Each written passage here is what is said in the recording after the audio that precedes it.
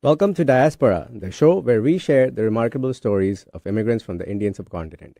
I'm your host, Aditya Mehta, and each week we sit down with individuals who have made the journey over and explore their experiences, their challenges, their triumphs. We delve into their unique perspectives on adapting to a new culture while staying connected to their roots. Today we have a very special guest. It's Prachi Mehta, an entrepreneur in the pharmaceutical space based in Seattle. She was born and brought up in Mumbai before moving to Vancouver, BC, in her early 30s. And after 4 years, she moved to Seattle. She's had a career in the pharmaceutical space, working in brand marketing for large companies. And now she has an interesting business that, among other things, helps patients with rare diseases get access to medicines that are not otherwise available in their home countries. Now, how do I know Prachi? Is because she's my wife of 14 years. Prachi, welcome to the show. Hi, Adi. So, first question, is it Bombay or is it Mumbai? It's Bombay for me, but so many people get confused that why do I still stick to the word Bombay? So I quickly jump in and say it's Mumbai, but it's Yeah. always going to be Bombay for me. Okay. This is really weird for us because we never talk to each other in English.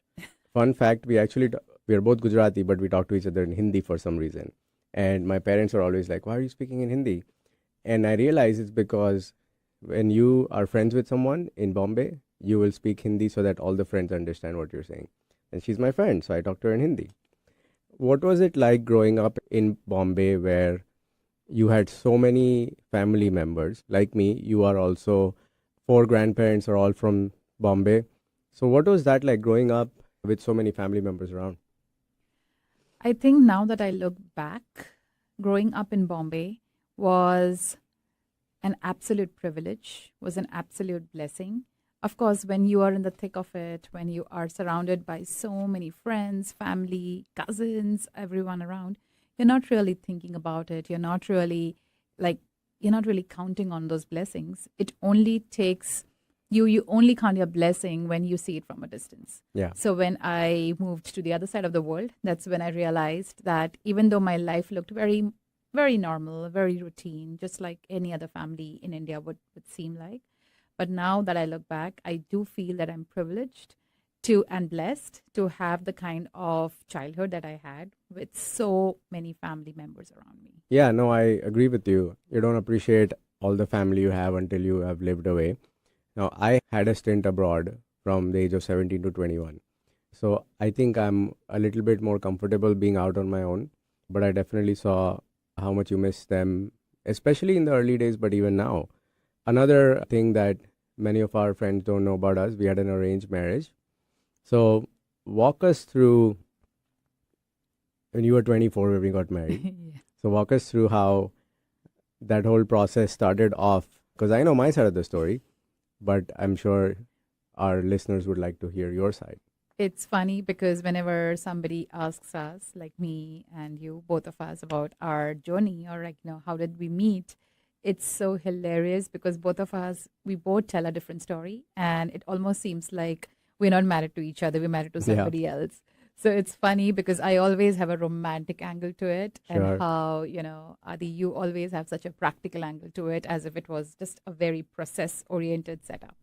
So, Yeah, just for the benefit of your listeners, we met because my dad's best friend and Adi's mom, they met each other at Adi's mom's office. yeah, And it was so random that your mom just told my dad's best friend that, hey, you know what? I'm looking for somebody for my son. Do you know anyone? And my dad's best friend was like, of course.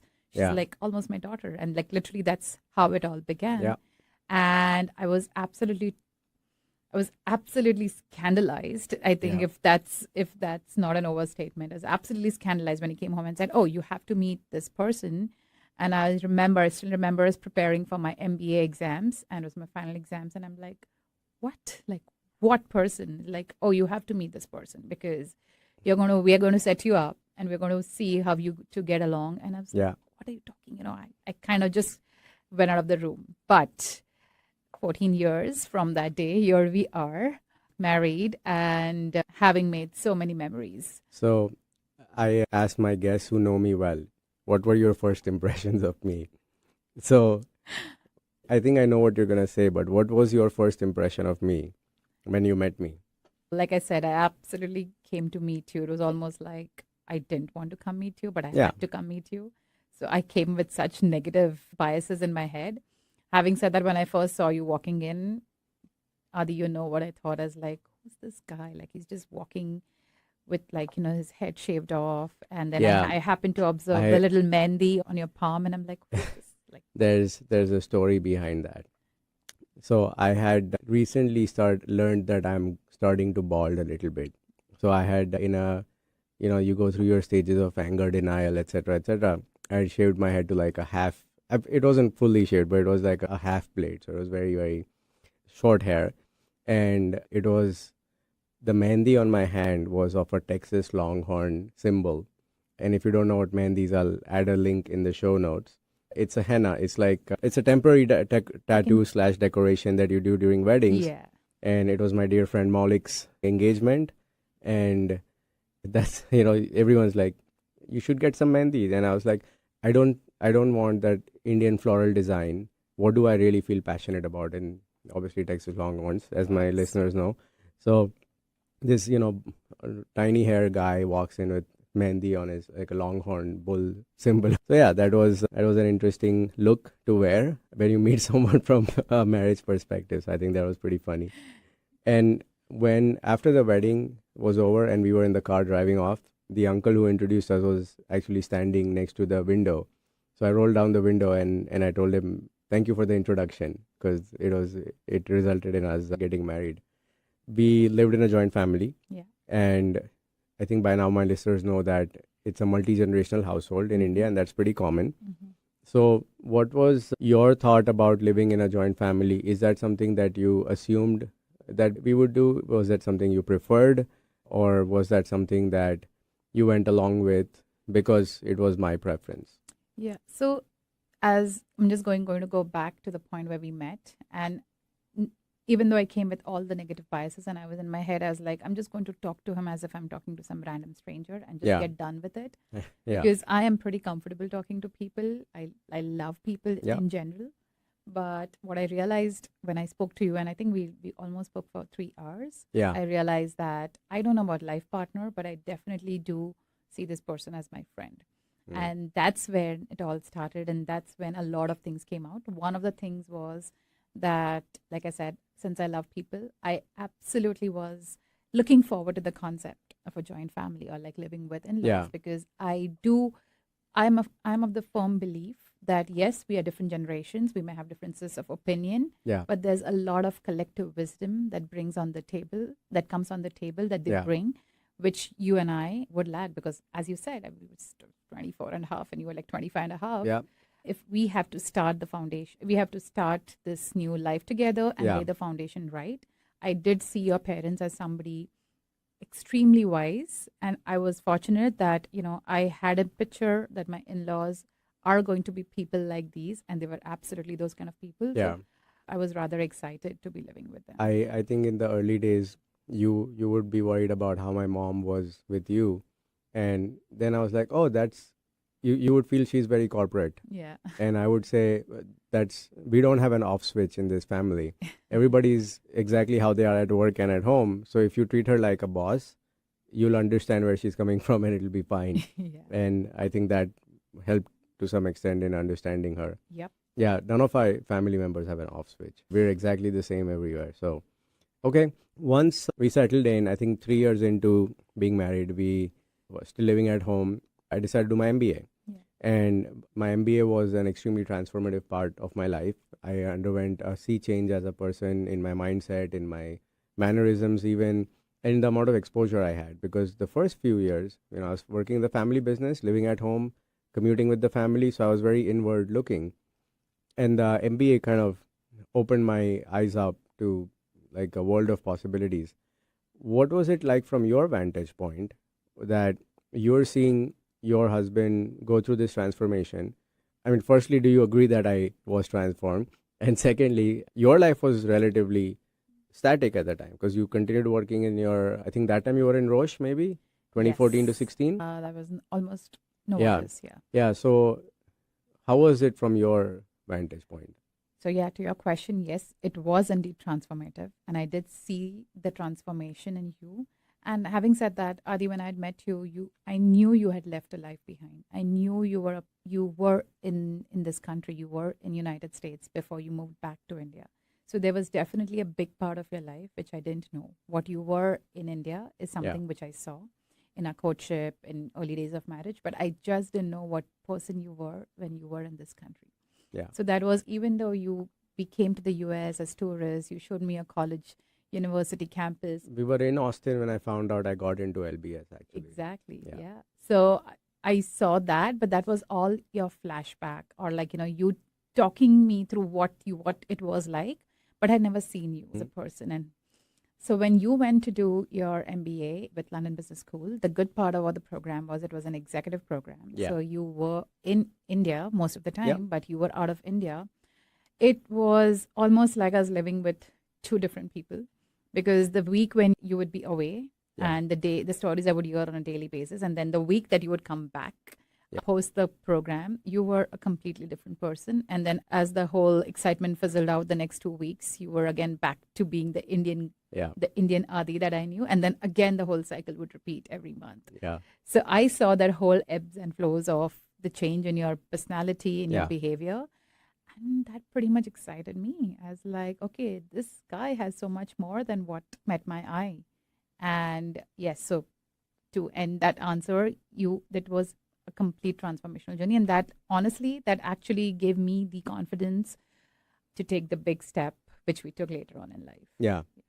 Yeah. And it was because of LBS that I constantly got exposed to the outside world, and I could survive with a dose of that every month. But after the program got over, I just fell off a cliff. Like I wanted to get back to that. And it was in fact towards the end of 2016, after I had graduated, maybe 6 months later, we had come to the US for your brother's graduation. And we ended the year we did a lot of touristy stuff into Universal Studios. Yeah. And we ended the new year in a limo in Vegas, with all of them asleep, by the way. I was the only one awake at midnight. And the next morning, 1st January 2017, we were on the Aero Bridge boarding the plane, and I told Prachi, I don't want to go back. And that was like I'm going to make one more attempt to move to this part of the world. And if it doesn't happen, we'll make our peace with it. Because I tried many times under different contexts to try to come. And we spent all of 2017 trying to move to the US. It's well documented on this show how challenging the immigration journey is. And US didn't come through. And that's how we then ended up in Canada, because I had made up my mind to move abroad for quality of life. And the difference was, in the US, we did have some idea what we were going to do. I was going to run my digital marketing company. I'd even signed a lease for like a nice big 1-bedroom in close to the downtown of Austin. I had literally identified everything I was going to do, and then the visa didn't come through. So Canada, we had no plan. And when I reached, I was like, this can be a great reset, and I could do potentially anything that I want to do. But I think somewhere you wanted, or not wanted, but you had assumed that we will have a plan for Canada too. Like this guy has a plan like he does for the US. And that was not the case. So how was that for you when you, I guess in the first few weeks in Canada, realized that this guy is not exactly moving to Canada, he's been basically escaping from India. Like it was more about the leaving than it was about the arriving. Right. So how was that realization, and how hard was it to wrap your head around that? Well, it was interesting because one, we had this whole discussion of, yes, we're going to leave the country, we're going to start life from scratch, all over again, reinvent the wheel. So I was kind of excited that, okay, let's do this, and I know you so well because I thought I was of the firm opinion that I don't want you to regret later on in life that had I done this at age in my early 30s, I would be a different person. And I know that you always, we both believe that one shouldn't live life with regrets. So even though I had so many questions in my mind, I'm like, let's do it. So after we moved over the initial excitement of, okay, let's do it. Let's plan for a visa. Let's book tickets. I still remember the day when I went to my manager, my then manager, who was the oncology business unit director of Novartis, and I went and told him, "Hey, I'm leaving because I have to move. I'm moving abroad." He was kind of shocked because he didn't see that coming, and he's like, "Why?" Yeah. Because everybody knew our background. Everybody's like, "Okay, I know you guys have Yeah. everything here, etc." This statement, I'll pause you here. This statement, you have everything here. Yes. That is something I got so sick of hearing Yeah. because everything is a subjective term. Yeah. And I mean, I hear it even now. Yeah. Like people here will be like, you didn't need to move. You had everything. Why did you like it? The only reason people move to this part of the world is economic. Yeah. In most people's Most eyes, people's right? eyes, yeah. Very few people are like, oh, I want the blue sky and the outdoors, and therefore I'm going to uproot my life. So yeah. Yeah. But yeah, continue. So, but Adi, I still see that as a privilege. Like, I think you're still privileged to Yeah. be sick of something which most Yeah. people are chasing their whole life. 100%. So that's knock on wood. By God's grace, we had that privilege. However, when I went to tell him, he had my promotion letter on his table, and he said, "Oh, okay, we were going to break the news today about you getting promoted." And that Yeah. moment, it hit me real hard. What I was going to leave behind, what am I going to wrap up in India, because this is something I'm never coming back to. Yeah. That's when it really hit me Yeah. and pierced me, and I'm like, okay, then this is when it gets real. However, the decision was made, the bags were almost being packed, Yeah. and we Yeah. were moving in the next 2 weeks. Yeah. And So, you had a very successful career. You would win an award every year. yeah. You got promoted multiple times. So I can definitely imagine and appreciate how difficult that was Yeah. for you. And did you think about moving within the company at all at that time? I did, and I did try. The Novartis India president, then president, did try to put me in touch with the Canada Novartis president, and we tried to make things happen. But that's where the next challenge came in, is because of the location, the city that we decided to move Yeah. in, Vancouver, for a lot of practical reasons. There was a next big shock for me that Vancouver practically has no pharmaceutical Yeah. industry. Like, I can say it's almost like it's not Yeah. existent, because everything is on the East Coast, like Toronto, Montreal. So when I was put in touch with the right person and there was a possibility for a transfer, they said, it's not happening if you don't move on the East Coast. And Yeah. we knew we're not moving on the East Coast. Yeah. So that was the final end to what felt Yeah. like a slight sliver of hope of me having a continuation of my career. Yeah. Okay, let's take a short break now. And when we come back, we'll talk to Prachi about early days in Vancouver and settling in both in terms of life there and career. So we'll be right back after these messages. Welcome back to Diasporaa on KKNW, where we share interesting stories of first-generation immigrants from the Indian subcontinent. We're talking to Prachi Mehta, a pharmaceutical entrepreneur and my better half. Before we get back to talking to Prachi, I want to take a moment to remind you to subscribe to our channel on YouTube. You can find all our episodes in video format there, right from the first one. So, first impressions of Vancouver. You had never been to Canada before, let alone to Vancouver. You had been to the US twice. Yeah. Once when we took that road trip Yeah. in 2014, and that was a West Coast vacation. And then for your brother's graduation, which was again West Coast. I mean, West Coast, best coast. But so what were your first impressions, given that it was still West Coast, but Canada? Well, to be very honest with you, I actually thought we are going for one more vacation, because that's what I was used to. Whenever Yeah. we packed bags, Yeah. it was always that we're going out vacationing somewhere and we're coming back home. So it still had not hit that this is it. We are here. Yeah. So that was my first realization, maybe when I set foot in Vancouver. And of course, as everyone knows, Vancouver did take my breath away. It was gorgeous. Yeah.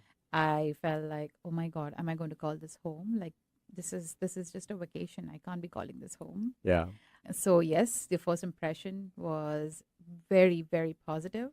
But in my mind, all of that still felt like a dream and still felt like a vacation, and didn't feel like Yeah. this is going to be home. And I think that dream maybe came crashing down when we started looking for a place to stay. My parents have a 6-bedroom condo, penthouse, South Bombay, beautiful home. And here, the first place we saw was like this tiny 1-bedroom, still downtown, but older building, metropolitan. And in Hindi, we have a saying called "Ye shuru hote hi khatam ho gaya." which means this is barely even started and it's already over. And that house was like that, where you could see all of it in one view. So, any nuances that you noticed right away that were different in Canada, or any quirks that you noticed in your first few days? I mean, after the initial euphoria of the city being beautiful, Yeah. that kind of phased out. And like you said, as in reality hit, and with the house hunting and the apartment, one thing I was very sure is not moving out of downtown. Yeah. Because it did hit me how quiet Yeah. the city can be, our life here can be. Yeah. And I was just not prepared for that. So Yeah. one is that. Second is, as you mentioned about the size of the homes, and I'm like, oh my God, like what is this? Why is it just so small? Like how are we going to, like this is just going to fill my 6 suitcases are going to fill this room. Yeah. All of that. So that's when the second wave of realization hit in, and that's when Yeah. I realized, okay, this is getting real. This is when the adjustment or sinking in or adjusting to the North American life begins. Yeah. It literally hit one day at a time, maybe, one house hunting at a time. Yeah. But that's when it all started hitting in. You got to go back maybe 2 to 3 months in. You were still working for your Indian employer Yeah. at the time. When you went back in such a short time, was there anything in India that you noticed that was different, which was not that you didn't notice earlier as someone living in India? Like I said, time had paused for me. It almost felt like it was a vacation. Yeah. Vancouver is a vacation. I've gone there. And I remember I was just winding up and I went back to India in 2.5 months to Yeah. return my company assets and my laptops and stuff like that. It didn't feel like I left. I was right there. I went to the office. I was talking to everybody as of like, okay, I'm back in office. But the only difference was now it's to kind of say the final goodbye. Yeah. I went home, I was sleeping on my bed as if, okay, yeah, my cupboard's still full of clothes and Yeah. stuff. So it didn't even hit me that I had left for Mm. good. So the moment of realization, I think, came much later. Yeah. I always joke with Prachi that she should get in India, you have a train pass, like a monthly pass for a train. She should get a monthly pass for the flight to India because she got to go quite often in the first few years and for long durations as well.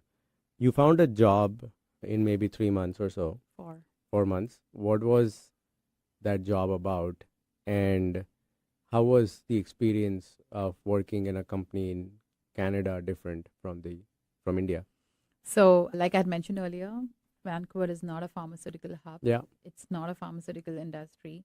I had a total of one interview, which I Mhm. had qualified for Yeah. because nothing that I had applied for. I remember I was applying randomly for like marketing jobs in food companies, in furniture companies. It is so random because I Yeah. was like, I don't know where do I start from. And as luck would have had it, that was the year when Canada legalized cannabis. Yeah. So Canada was the second country which legalized cannabis for consumption. And there was this company, again in downtown Vancouver, they put up an ad, they put up a posting they needed somebody as a product manager for their medical cannabis portfolio. Mhm. I applied, just kind of rolling up my eyes. I was like, what? I don't even know what am I doing, but I just did it. And yeah, I got the interview with them. And that was the only interview I ever gave. And as luck would have had it, I got the job. I was least expecting it. I was like, there's nothing in common. But what did work in my favor was the industry was new. It was almost like the tobacco industry in the 90s where Yeah. it was a brand new industry. I was like, well, my life is being reset. Let's reset everything. That was my state of mind at that point. And I'm like, okay, let's see what this whole thing is about. It's going to be exciting. How many times in your lifetime does one get to be a part of an industry which never existed until like literally yesterday? Yeah. So that's where, as luck would have favored it, and maybe right time, right place, I got in the role With the right skill set. with the right Not skills. just right time, right place. With the right skill set, of course. I got in the role and I started working for this company based out of Vancouver in the downtown. I was thrilled because for the first time in my life, I was walking to work. So that was something which was such a novelty factor for me. It's like, Yeah. wow, I've never ever done that. So Yeah. I started appreciating all the little things which would otherwise scare me. And I kind of started breaking the egg in my Yeah. head and moving forward as like, okay, now I have got this role. I'm going to grow into this role and I'm going to do what it takes to Yeah. build my life here. So there are so many things which was so different. First of all, the funniest thing was nobody knew what they were coming to work and doing what, because everything was being built up as, as the company was coming together. It was a Yeah. startup, the industry was a startup, the laws and regulations were being made in front of us. Yeah. So we were literally like, putting up our plans and then, kind of just tearing them down the next day because the regulation would say, now this is Yeah. not done. So it was an absolute fun time. And I think I couldn't have got a better platform to integrate into the workforce in Yeah. Canada, because everybody, no matter whatever years of experience they came with, nobody knew what they were Mhm. doing. How was the work culture different compared to corporate in India? I've never worked with a startup before. So that itself was a big difference. I always worked with the big pharma, top 10 pharmaceutical global companies where everything was SOP driven, everything was set in stone. You're basically just executing things. That is completely different from what this company had to offer. Nothing is set in stone. There is no culture per se. Literally, the culture was being built. Right. It was funny because there were two divisions, medical cannabis and recreational cannabis. Yeah. So the recreational cannabis teams, they always had samples lying all over on the floor. So, my Yeah. friends back in India were like, "Oh my God, what are you doing? Like, what are you up to?" Did they want you to score some samples for them? Indeed, indeed. Yeah. Yeah. I think the fact that you started working and you didn't have to do what we call a survival job. Yeah. I think that really helped you feel like a local. Yeah. Yeah. Otherwise, I've seen some folks who come in, they end up going to take the first job they get, Yeah. and then they slowly get disillusioned that what this is not the Canadian dream that we came for. So I think that was pretty good. Yeah. So I would like to add over there, Yeah. no matter how much I complained, no matter how much I was not prepared for it, I'm still grateful because of what you just said. Like, people have gone through so much before Yeah. they landed up on their desired role. But for me, even though it was an industry shift, Yeah. it was not a step down in terms of, the kind of money which was offered. It was not a step down at all for someone who's never worked in the North American space. Yeah. And for someone who's just entered the country like 4 months ago without knowing a single soul on that land. Yeah. So it Yeah. was indeed, I'm indeed grateful for Yeah. that opportunity. We got pregnant within a year Yeah. of moving there. How was your pregnancy experience from the point of view first of the Canadian health system, and then we'll talk about culturally and psychologically. But because we hear a wide spectrum of stories Yeah. about the health system, how the wait periods are endless, Yeah. there's doctors are overwhelmed, so on and so forth. So I obviously have a perspective, but you're the one who actually went through with the pregnancy. So how was it from the Canadian health system's perspective? So, talking about steep learning curves, the moment we Yeah. decided we're going to be moving countries and moving base, everything came at us altogether, because we moved in April 2018. In Feb or early March 2019, we found out we are pregnant. So it Yeah. was not even a year Yeah. that we were in a new country. While we were figuring out a social circle, making friends, Yeah. and then figuring out the whole career path and, kind of putting our claws in the soil with getting settled with our careers and our jobs, I was pregnant. So that was one more thing that we had to suddenly learn, the healthcare system. And to your point, we had heard enough stories, both good and bad, about the Yeah. Canadian healthcare. Having said that, I think I had the best ever experience when it came to my pregnancy, our labor, delivery. Yeah. It couldn't have gotten any better. Again, grateful to God that we had a good pregnancy, healthy pregnancy, as working throughout my pregnancy Yeah. until the 9th month. And we had a little boy, Arjun, in November 2019. And I think everything worked perfectly in sync. So you went through that pregnancy experience. Arjun was born in November 2019, right before COVID. How have you balanced the Indian side of parenting with the North American side of parenting and trying to instill both cultures? Yeah, I'll just add one more thing over there in terms of what all came to us. So just before I was about to go on my maternity leave, We realized our companies, because there was so many moving pieces in the cannabis industry, and the industry was kind of not ready for a lot of things. Many companies faced too many hurdles. So in my company, they decided to shut down the medical cannabis portfolio, Yeah. the division, and that's when they asked the entire medical cannabis team to leave. Yeah. So this was literally 1 week before I was going on my mat leave. Yeah. So two ways to look at it. Oh, how could it happen to me? I mean, my colleagues were like, "Oh my God, you're almost delivering a child, and how could they do this to you?" Or the other way of looking at it as I was anyways going to be off work for a Yeah. year because we have a 1 year maternity leave. Yeah. So it's okay. We're going to take this time off and we'll figure out after that. So this could have happened earlier, but it's happened at the right time. Yeah. And I did decide to take it more in the positive context. So once I knew my child is going to be born in this part of the world, and me, you know me, how I am very, very, very upbeat about everything traditional, about everything, the best of what our land has to offer, Ayurveda in terms of health. I knew one thing, that after having lived there for almost a year and a half before Arjun was born, I saw so many good things in the society around, and I was never able to realize that while I was living in India. But since I saw it so upfront and so close, I realized I'm going to be inculcating the best of both worlds Yeah. for my child. And I think that's even better than what I would have done if I was in India. What are some examples of that? So by what I mean by best of both worlds is when it comes to health, when it comes to food, when it comes to diet, I'm a traditionalist Yeah. with everything local, everything farm fresh, everything made from scratch at Yeah. home, and, the traditional Ayurvedic properties. So I knew when it comes to building the gut, I'm going to Yeah. be resorting to the Indian standards. However, what I really lean for on the Western world is how people are so forward thinking for their child, how people are so progressive, how the modern millennial parenting has so many, of course, a lot of it is now moved to India too, thanks to social media and so much awareness.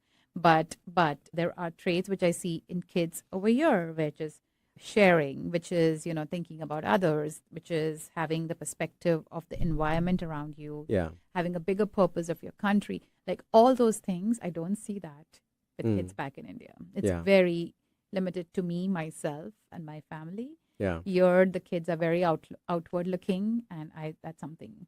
One Yeah. of the hallmarks of a high context country like India is that the family ties are very strong, but the community ties can be weaker. Yeah, And it's the opposite here. yeah, So you'll not see anybody in India walking around in a Mumbai t-shirt. Mhm. Like here you'll see people Mhm. with a Seattle Yeah. t-shirt or a sports team. yeah, But the family ties tend to not be as strong here, especially with the extended family. So that's a pretty common thing with the high context and low context cultures. I've had fun balancing both sides. I can definitely see the benefit of certain Indian practices like the home cooked food, the Indian Mhm. ingredients that you have. You almost never fall sick, right? Never brings anything from the daycare or the school. I see the benefits of him speaking Gujarati fluently. yeah. But I also think that the way he loves his sports teams, that's it's Indian too, but it's very American at the Yeah. same time.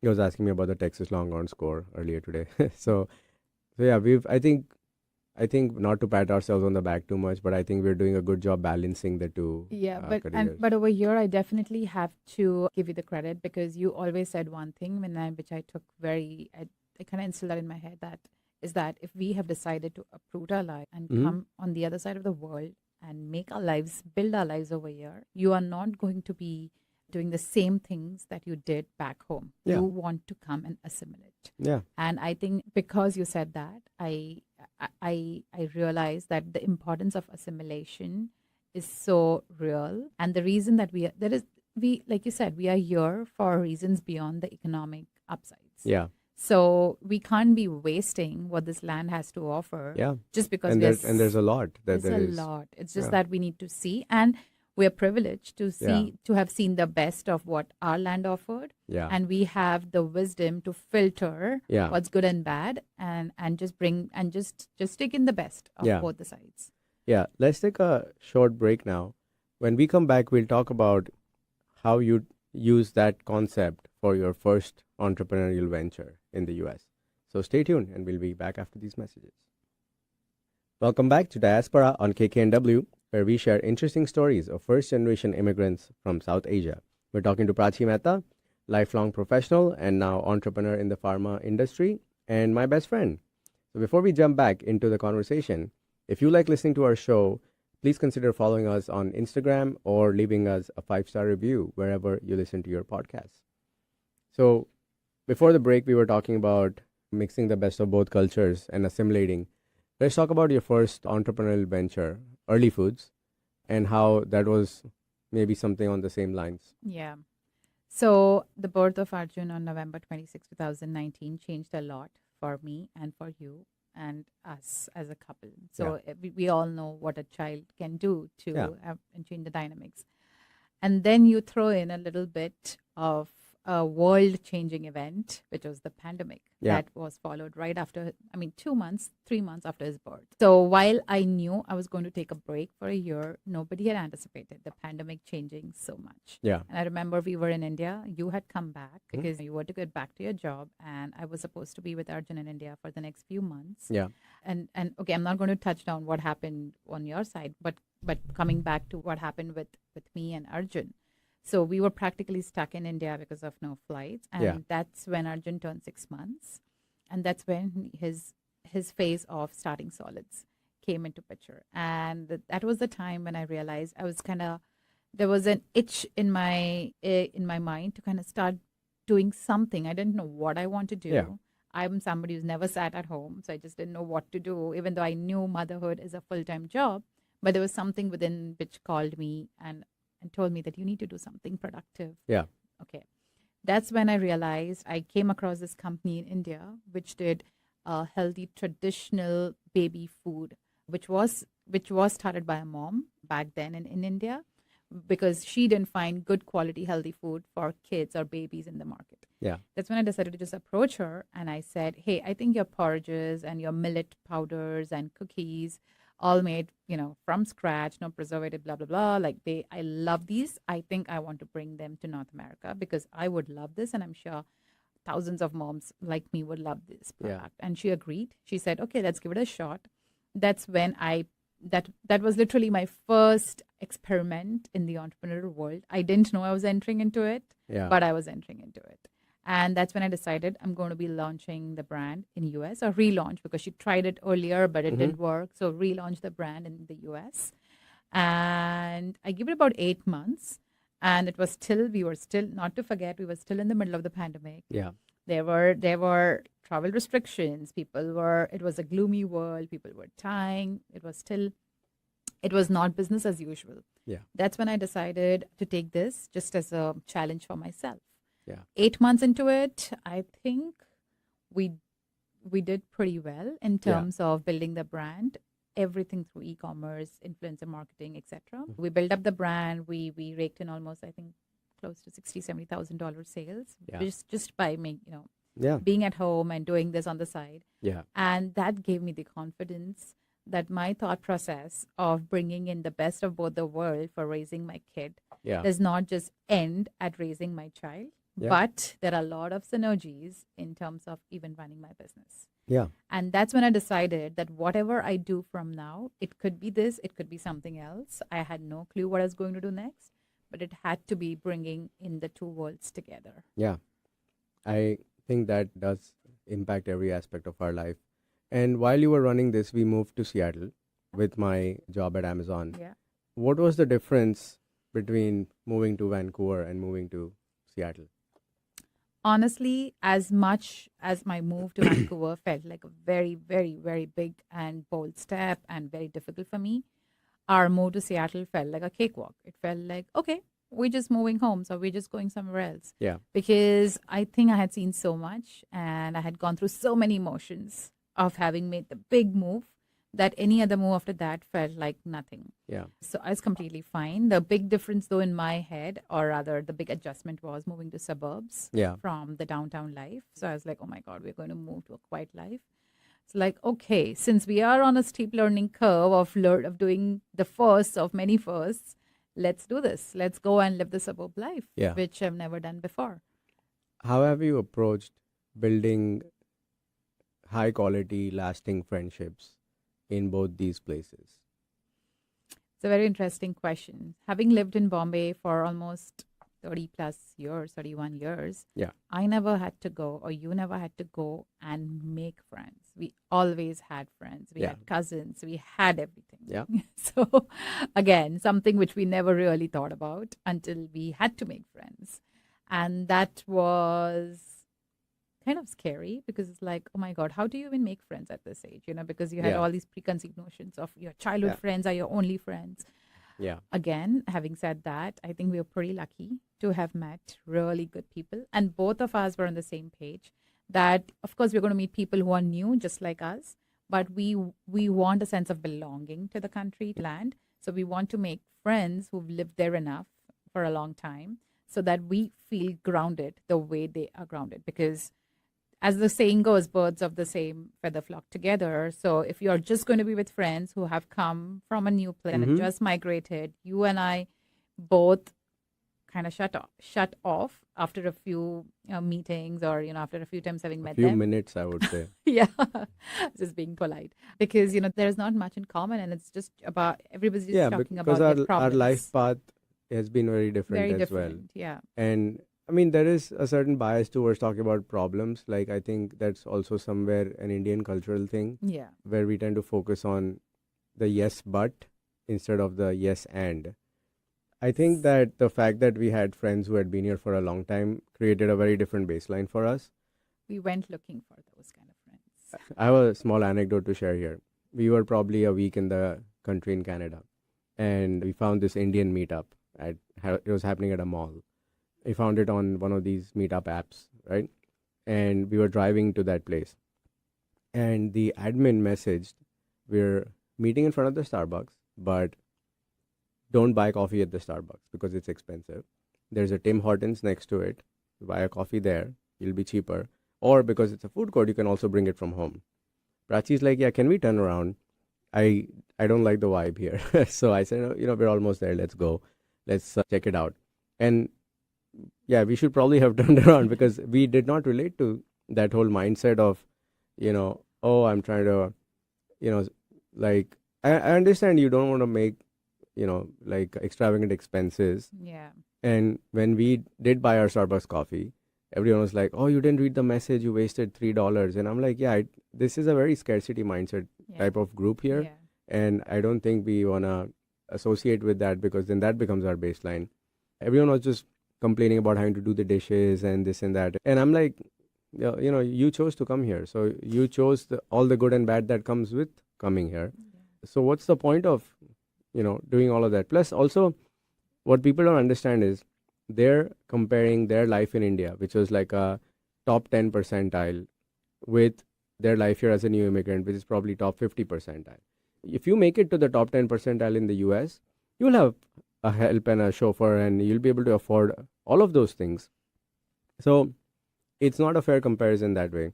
But yeah, just going back to that point, our first few friends, and I bring this up on the show a lot, I've interviewed some of those, like Chef Suri and Imroz and Juhi, that it made a big difference to have those types of friends in our early days.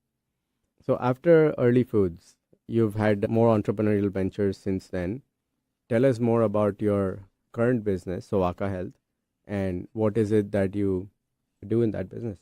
So after early foods, I did realize that I did find my lost confidence. It was for me setting up Yeah. early foods was more like regaining some confidence, lost confidence, and just checking whether I'm even worthy of doing a business or going down the entrepreneurial path. So 8 months into it, I knew I'm not going to do this forever because pharma is my calling. Yeah. So that's when I decided that I'm going to go back into pharma.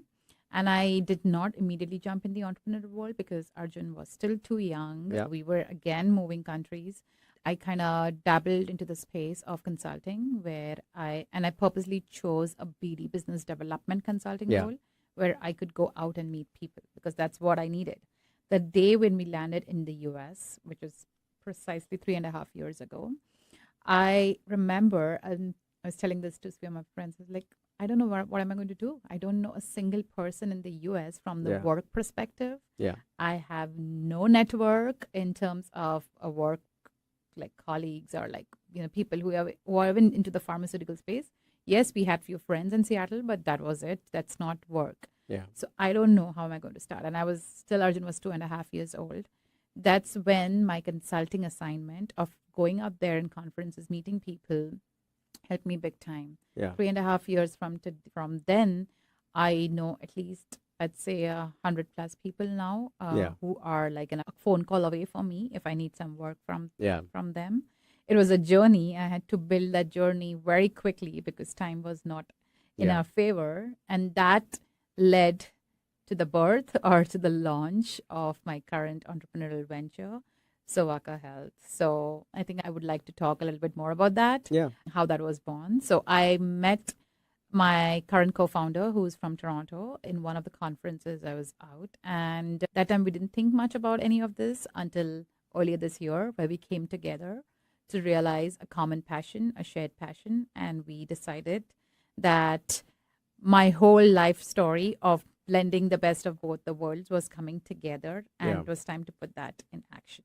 So what Sowaka Health basically does is there are enough patients on the other side of the world, which is my previous land, India, our previous land, India, where these patients are cancer patients or patients who have rare diseases, Yeah. and they're looking for medications which have been developed and launched in the Western world, which is America or Europe, but it's still not made its path to the developing countries, emerging markets like India, Middle East, or Asian countries.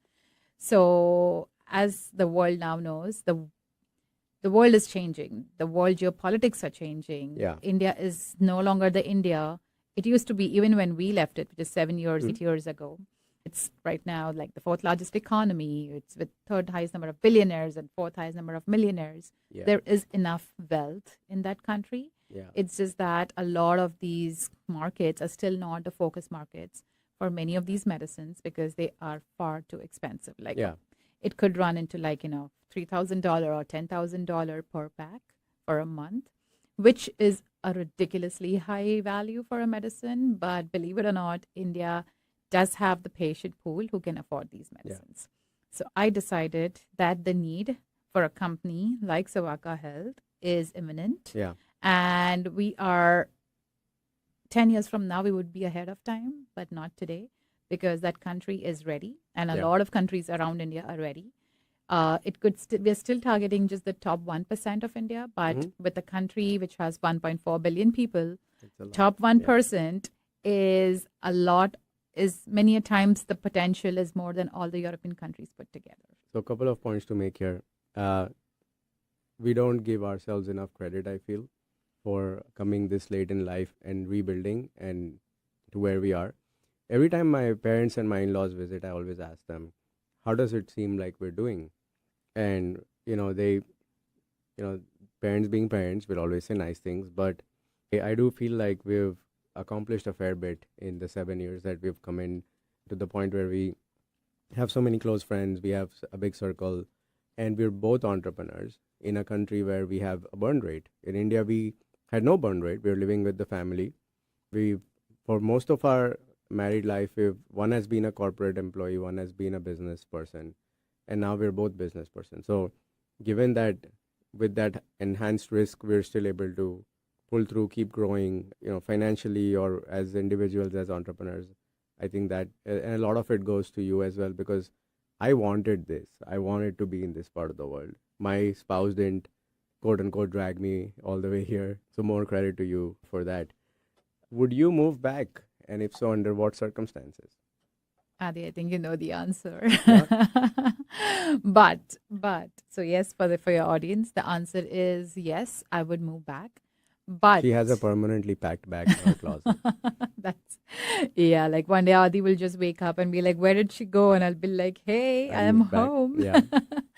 So, but having said that, we were just talking, I think a couple of months ago, where I was just telling him that I do feel a lot more settled now than what I felt over the last few years, because honestly, there was a lot, at least in my mind, had to go through in terms of moving to a new country, leaving parents, leaving career, having a child, pandemic, figuring out my work, my identity. It was a lot. And I do think today we are in a space where I feel a lot more confident. I feel a lot more grounded.